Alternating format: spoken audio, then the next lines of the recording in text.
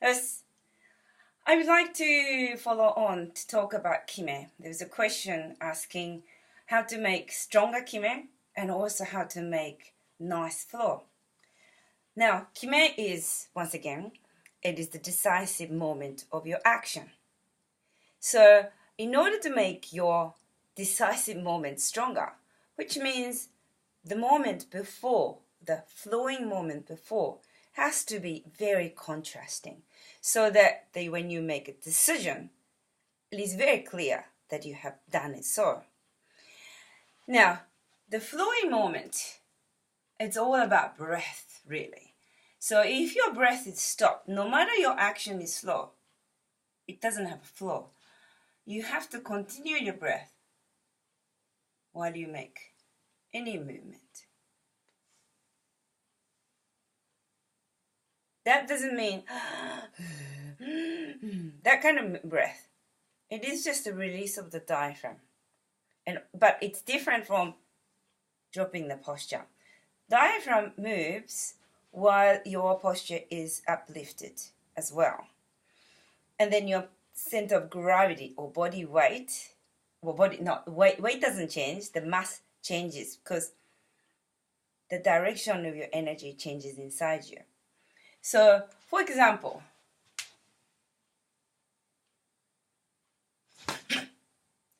now flow, I'm breathing. Then I stop the breath at the moment. If you stop, it's a common thing that people struggle with. That's not flow, it's tension.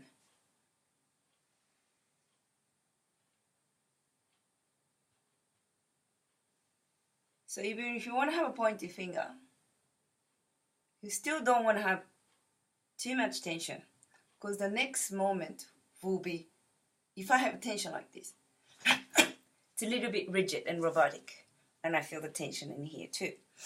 So if you go down with it,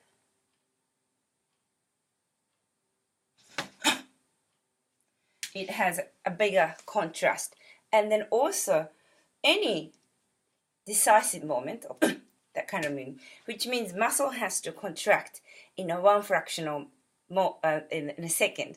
So the more relaxed you are, you can shorten the muscle easily. If you already have a tension, which means one part of the muscle has extended and the other part has shortened, agonist and antagonist. So if it's complete, one side is tensed, then it's very hard to make next moment sharp. So if you have both sides relaxed, then you can contract and relax the other, extend and compress your part of the muscle in a coordination in a fractional second. And also another trick of your kime is your facial expression. Obviously, if your body tries to coordinate somewhere and if your eyes are wandering around, you don't look decided. It's not decisive. So your eyes have to have decisiveness and a commitment. That doesn't mean like this. Some people become very short-sighted in the kata, like, That's what I call it fake kime. And that's really bad acting. When you really confront somebody, and then if you want to tell or confess something, or if you want to tell announce your decision, you don't want to be too tense because you look absolutely nervous. If you want to convince people, you have to emit the energy from entire body. And then it's a lot more caressing, a big aura. So not necessarily just one pinpoint, which you can do too, but I like to have my eye kind of widened. And that makes it easier also to relax. Because if you have a short-sighted, that kind of thing, you will tense this part of your scalp, and which will compress the nerves on the spinal cord. So once again, you don't want to have too much tension before your moment of kime. You want to have the contrast, and that makes your kime much, much stronger. Same as kick, you don't want to have too much preparation. You want to have a muscle engagement, so your structure of the body will be ready to have a snap of the kick, but not too tense that it gets heavy, and that's not beautiful. But also the flow, for example, in a 4段 or no, sorry, no, 50四歩 or 4段, that this part is a flow,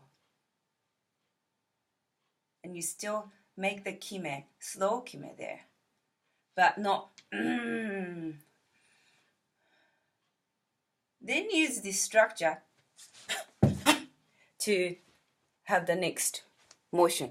Hope this makes sense to you, and yeah, good luck with your improvement.